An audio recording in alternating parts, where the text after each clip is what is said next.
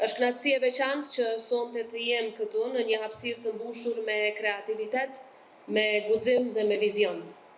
Kjo ekspozitë e cila vjen nga duart dhe zemrat e të rinjve tonë, nuk është vetëm një vend takim për të festuar artin dhe kreativitetin e tyre, por është mbi të gjitha një thirrje ndërgjegje. Thirrje ndërgjegje në kohën kur ka më së shumti nevojë. Në ditët kur dhuna me bazë gjinore vazhdon të mbetet plagë e hapur e shoqërisë sonë, e cila me kalimin e ditëve nuk po shërohet, por vazhdon të lëngojë edhe më shumë. Arti i nxënësve është një vijë e kuqe që brezi i ri po e vizaton qartë. Vijën e kuqe përballë dhunës, pabarazisë dhe padrejtësisë.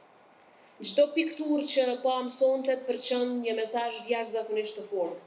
Disa nga ato tregojnë histori dhimbjeje, disa të tjera histori rezistence. Por më kryesorja, secila prej tyre është po ashtu një histori shtrese. Mbi të gjitha këto piktura na kujtojnë se kur të rinjt ngrenë zërin e tyre, shoqëria gjithnjë ecën përpara. Ky është edhe vetë rrëfimi i Republikës sonë, rrëfimi i Kosovës.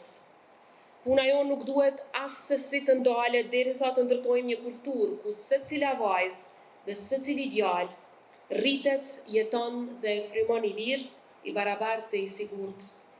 Në fakt, brezi juaj është brezi i parë në historinë e Kosovës që rritet në paqe, e larg luftës.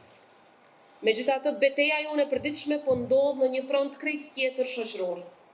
Ajo mes nesh në njërën anë dhe dhunës mbi bazë gjinore në anën tjetër. E kjo betejë, kjo plagë nuk mund të shërohet në heshtje. Ajo eliminohet me veprim, me solidaritet dhe me guximin për të thënë në mënyrë të prerë mjaft. Prandaj puna që po bëni ju, të rinjt tanë të mrekullueshëm, është thelbësore. Ju po na kujtoni se arti mund të jetë më i fortë se frika, se kreativiteti mund të bëhet formë rezistence, dhe se një pikturë mund të ndryshojë mënyrën se si e shohim botën, e madje ta ndryshojë edhe vetë botën. Të dashur të rinj, ju jeni zemra e shpresës dhe procesit të tranzicionit drejt një shoqërie ku dhuna më nuk ka vend. Prandaj ju përgëzoj për guximin, për fuqinë e shprehjes suaj dhe për mesazhin që po i dërgoni të gjithë Kosovës. Nuk ka përparim pa barazi. Nuk ka liri pa dinjitet të secilit. Nuk ka drejtësi pa llogaridhënie. Sonte, secili prej jush është fitues. Jo vetëm sepse keni krijuar pikturë të bukur, por sepse i keni dhënë frymë kauzës sonë të përbashkët për drejtësi dhe barazi. Le ta shfrytëzojmë këtë moment si një zotim të përbashkët.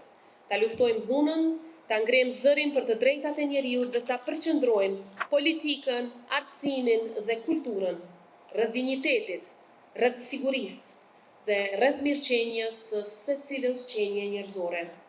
Kosova çdo ditë bëhet edhe më e fortë, sepse ju të rinjt tanë jeni të zëshëm, e mbi të gjitha jeni vizionar. E ardhmja jonë është më e ndritur, sepse ju po e ngjyrosni atë me guxim. Ju faleminderit për punën e jashtëzakonshme, ju uroj një mbrëmje të mrekullueshme dhe ju uroj të gjithëve suksese në garën e sotme. Fituesit e zyrës së presidentës, mezi pres që t'i takoj së shpejti në zyrë, por jo vetëm fituesit, jeni të mirëseardhur që të gjithë.